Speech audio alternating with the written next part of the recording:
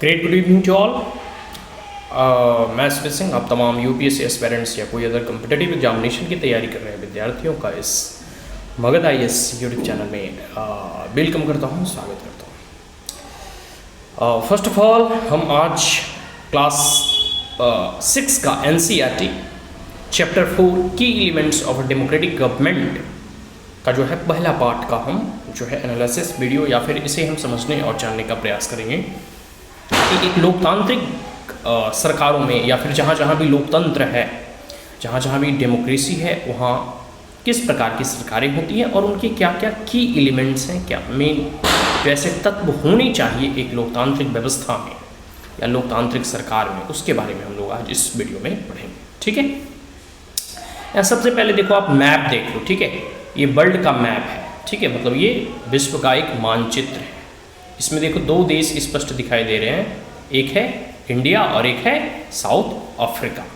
India में भी लोकतांत्रिक व्यवस्थाएं हैं, मतलब लोकतंत्र है, और साउथ अफ्रीका में भी लोकतंत्र है। ठीक है, तो जब हम आगे मूल्यांकन करेंगे, जब हम इस चैप्टर को कंक्लूड करेंगे, उसके बाद हम ये जानने का प्रयास करेंगे कि भारत में जो लोकतांत्रिक, भारत जैसे एक लोकतांत्रिक देश है, तो इसका इतिहास कैसे अब तक कर रहा है, लोकतांत्रिक मूल्यों को जो है कितने अच्छे तरीके से ये अब तक चला पाई है, या उसे कह सकते हो कि जितने भी लोकतांत्रिक वैल्यूज़ हैं, डेमोक्रेटिक वैल्यूज और प्रिंसिपल्स हैं, उनको कहाँ तक भारत जो है इम्प्लीमेंट करता है, या भारत के समाज के लोग जो है कहाँ तक इसे फॉलो करते हैं।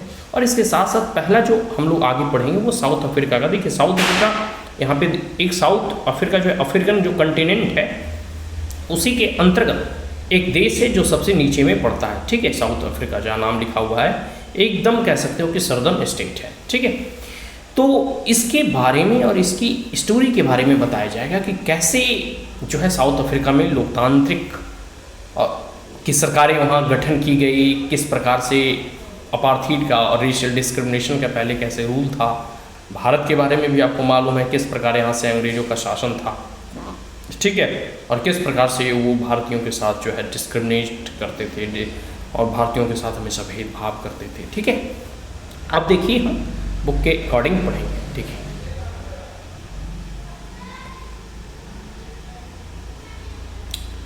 देखिए यहाँ एग्जाम्पल है, South Africa is a country that has people of several races. South Africa एक ऐसा देश है जहाँ भिन्न भिन्न प्रकार के जनजाति, समूह, समुदाय, धर्म, ठीक है, लोग जो है यहाँ निवास करते हैं। बहुत डिफरेंट सेवरल रेसेस कह सकते हैं। And there are black people who belong to the South Africa. और जो काले लोग हैं ना, वो साउथ अफ्रीका के मूल निवासी हैं, मतलब वहाँ के नेटिव सिटीजन। ठीक है, और जो गोरे लोग हैं वो वहाँ आके सेटल हुए, कहने का मतलब है वो अंग्रेज वगैरह कह सकते हो, जो कि उनका कभी वहाँ शासन था, फिर वहाँ जाकर वो बस गए। भारत में तो है, भारत के लोगों ने और भारत के स्वतंत्रता सेनानियों ने उन्हें खदेड़ कर भगा दिया, लेकिन साउथ अफ्रीका में जो है वहाँ वो लोग सेटल हो गए और आज भी वहाँ रह रहे हैं। ठीक है, तो कहने का मतलब यही हुआ कि जो वहाँ ब्लैक पीपल थे वहाँ के नेटिव थे, और जो गोरे लोग आए वो यूरोपियन, ठीक है, कंट्री के मेंबर थे। ठीक है, वो भी वहाँ जो है सेटल हो गए। और भारत के लोग भी साउथ अफ्रीका गए थे, अंग्रेज लेके गए थे। ठीक है, Indians who came as labourers and traders.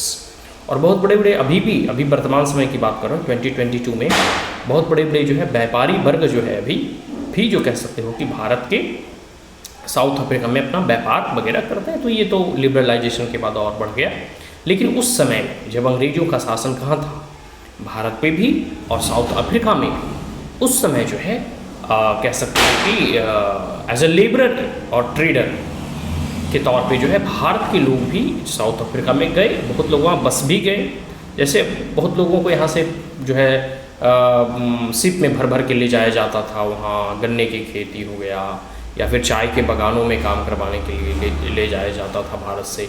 और तो धीरे धीरे जब उनकी अगली पीढ़ी आई, नेक्स्ट जनरेशन आए, तो धीरे धीरे लोग वहीं जो है रस बस गए।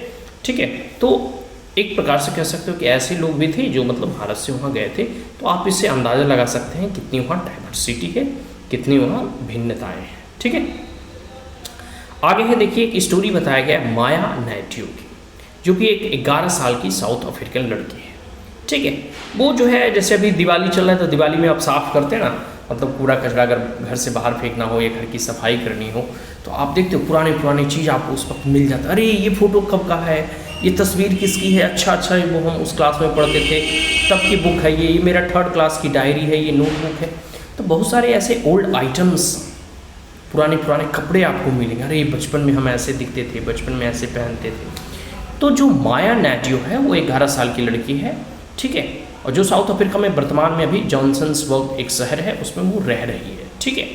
और वो अपनी माँ को मदद कर रही है, जैसे हम लोग भी अपने घर वगैरह की सफाई करते हैं ना, उसको जो स्क्रैप बुक था उसे फाइंड आउट करने में, उसमें जो है वो एक तस्वीर पाती है न्यूज़पेपर के आर्टिकल्स में, ठीक है, समाचार पत्रों के लेख में एक आर्टिकल में जो है एक जो कह सकते हो कि एक तस्वीर उन्हें दिखाई देता है जिसमें कि एक स्कूल बॉय है, यंग स्कूल बॉय है, ठीक है, यंग स्कूल बॉय युवा, ठीक है, और उसमें जो है 15 ईयर्स एज लगभग हुआ होगा उस लड़के का, ठीक है। And when she asked her mother who the boys was, फिर वो अपनी माँ से पूछता है कि भाई ये लड़का कौन है? मतलब ये तस्वीर किसकी है, ये किस लड़की की तस्वीर है? तो फिर वो कहती है कि यह जो है हेक्टर पीटरसन है, ठीक है, और जिसे कि जो है साउथ अफ्रीका की पुलिस जो है शूट कर दिया था, मतलब गोली मार दिया था। अब कारण क्या है गोली मारने का, ठीक है, इसके बारे में वो जानना चाहती है। वो पूछती है आखिर भाई क्यों एक 15 साल के स्कूल के लड़के को अगर पुलिस शूट कर रही है तो आखिर क्या कारण था? फिर उसकी मम्मी जो है एक्सप्लेन करती है, मतलब विस्तार से बताती है कि that south Africa was earlier govern by the apartheid law, पहले जो रंग भेद की नीति थी उसके द्वारा साउथ अफ्रीका जो है गवर्न किया जाता था, ठीक है। तो अपार्थीड मतलब separation, what do mean by apartheid? तो apartheid means separation on the basis of race, ठीक है, apartheid means separation on the basis of race, मतलब रेस के आधार पर, जाति के आधार पर, धर्म के आधार पर, रंग के आधार पर, या जो भी भेदभाव है उसके आधार पर जो भी भेदभाव होते थे, जो सेपरेशन होता था, उसी को कह सकते हो कि अपार्थीड कहा जाता है। और साउथ अफ्रीका में खास करके गोरे और काले लोगों के बीच में बहुत ही मतभेद था और भेदभाव था। और यह नीति जो है अंग्रेजों के द्वारा, या वह यूरोपियन जो यूरोप से आए थे और जो नेटिव लोग, जो काले लोग थे, उन पर अपना आधिपत्य जमा लिए थे, वैसा ही लोगों को कह सकते हो ना कि उनकी एक नीति बनाई थी। आगे हम नीतियों के बारे में भी पढ़ेंगे। तो रेसेस के बीच में एक वाइट रेस हो गया, एक ब्लैक रेस हो गया, इन दोनों के बीच के लिए का जो खाई है या फिर भेदभाव कह सकते हो, इसको ही अपार्थीड कहते हैं, ठीक है।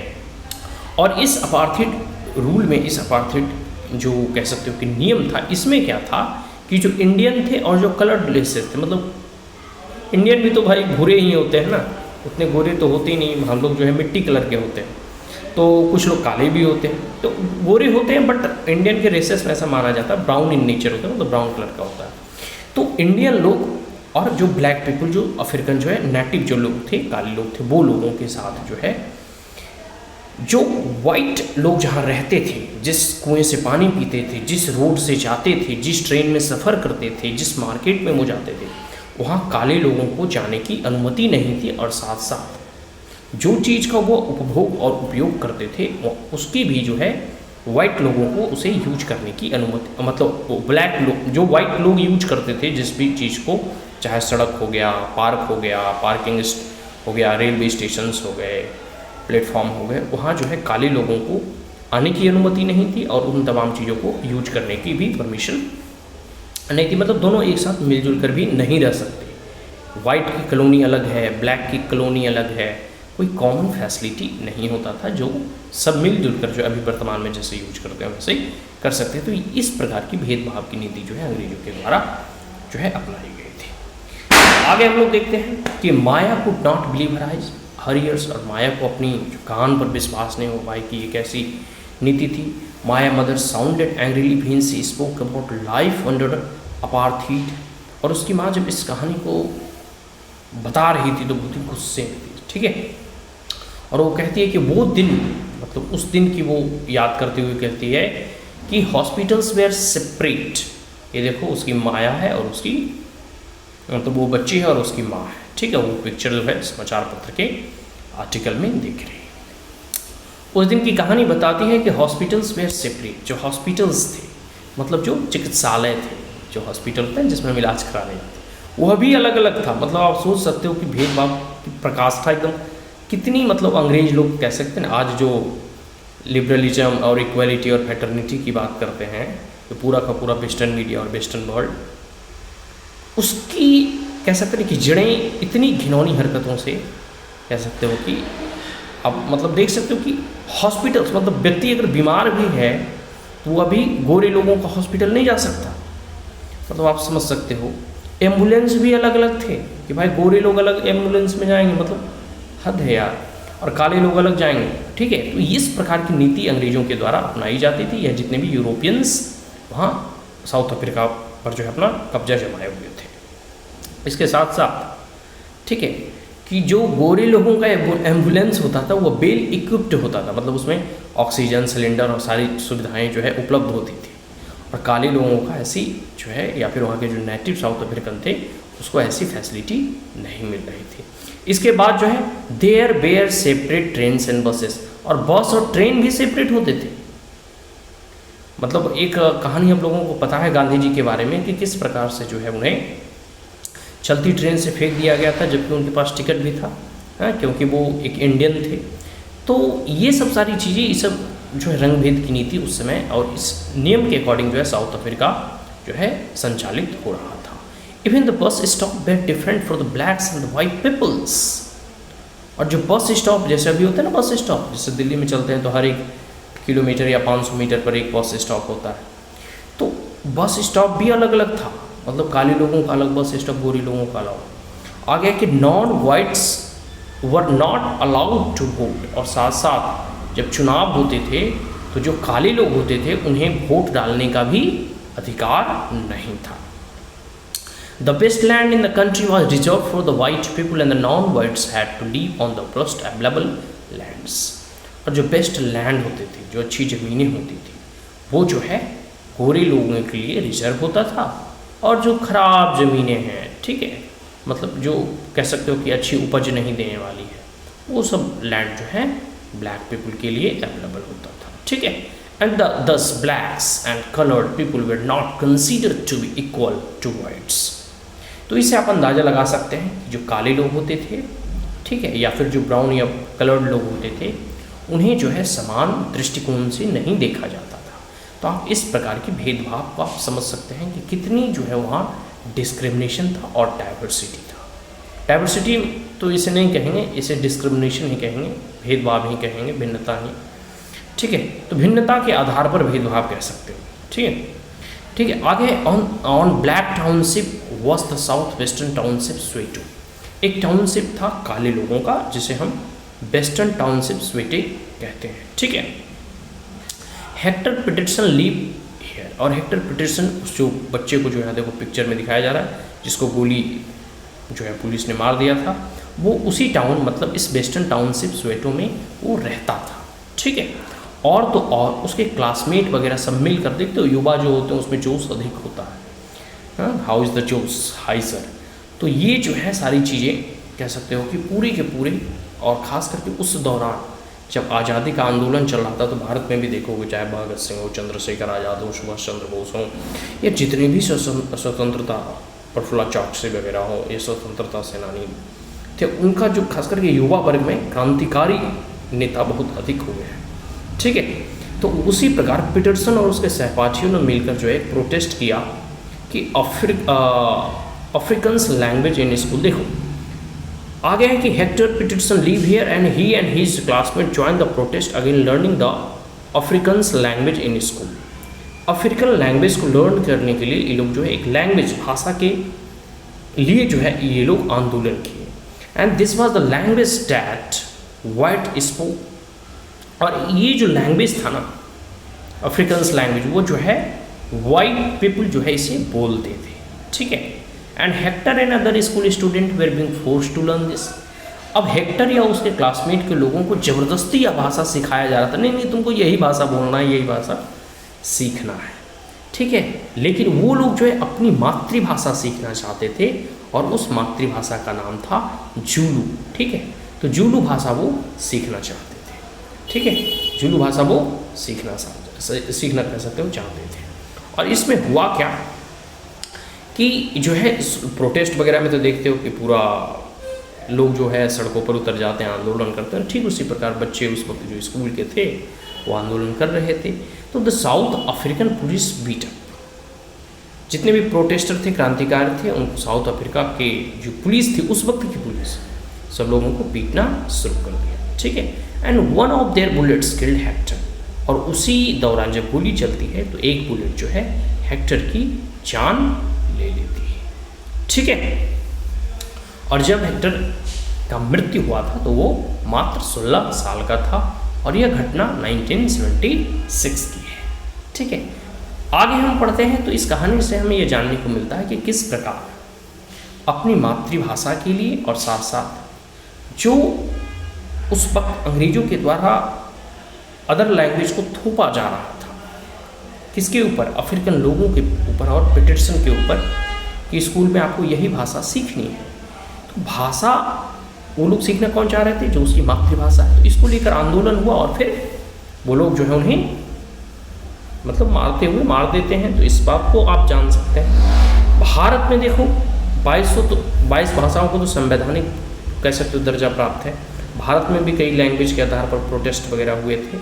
फिर ठीक है, उसके बाद जो है कई एक स्टेट का जो है निर्माण भाषा के भी आधार पे हुआ है। तो भारत में ऐसा कहा जाता है हर 4 कोस में बोलियाँ बदल जाती हैं। कई जो है भाषा आपको देखने को मिल जाएगा अगर आप जो है कश्मीर टू कन्याकुमारी चले और कच्छ टू कामरू, then you will find out, मतलब आपको विद इन फ्यू किलोमीटर्स आपको बोलचाल की भाषा, हाव भाव, एक्सप्रेशंस, फोटेनिक, बहुत सारी ऐसी चीज़ें हैं जो आपको परिवर्तन आप खुद महसूस कर सकते हैं। तो ये सारी चीज़ें हैं। ठीक है। तो ये और सारे डिस्क्रिमिनेशन के बारे में इसमें बताया गया है। आगे है the African national Congress, a group of people who lead the struggle against apartheid. African national Congress बनती है, वह जो है आंदोलन करती है, और सबसे बड़ी बात है एक प्रमुख और प्रचलित नाम जो आप लोग जानते ही होंगे, नेल्सन मंडेला। ठीक है। तो और गांधी जी का भी साउथ अफ्रीका का जो आंदोलन है, सत्याग्रह है, इसके बारे में भी हम लोग ऑलरेडी पढ़ चुके हैं। ठीक है। इंडियन नेशनल मूवमेंट में तो अफ्रीकन नेशनल कांग्रेस होती है, वो जो है आंदोलन चलाती है, स्ट्रगल करती है इस अपार्थाइड रूल के अगेंस्ट में, जिसमें कि नेल्सन मंडेला जो है अग्रणी नेता के रूप में ये कार्य करते हैं। और अंत में 1994 में देश जो कह सकते हो कि स्वतंत्र हो गया, या एक प्रकार से कह सकते हो कि ऐसे संविधान का निर्माण किया गया जिसमें सभी को इक्वलिटी, फ्रेटर्निटी के दृष्टिकोण से देखा जाने लगा, सभी को जो है स्वतंत्रता, समानता और न्याय दिया गया। ठीक है। So finally succeed and in 1994 South Africa become a democratic country in which people of all races were considered equal. तो 1994 में फिर जो है साउथ अफ्रीका जो है एक कह सकते हो कि लोकतांत्रिक मूल्यों वाला देश बन गया। लोकतांत्रिक जो वैल्यूज़ हैं, डेमोक्रेटिक प्रिंसिपल एंड वैल्यूज़ हैं, उस आधार पे जो है वहाँ सरकार का गठन होता है, और वहाँ की कह सकते हो कि देश एक जो है एक प्रकार से लोकतांत्रिक देश वो कहलाने लगा। आगे हम जो है तमाम चीज़ों को पढ़ेंगे। ठीक है, कि लोकतंत्र में क्या क्या चीज़ें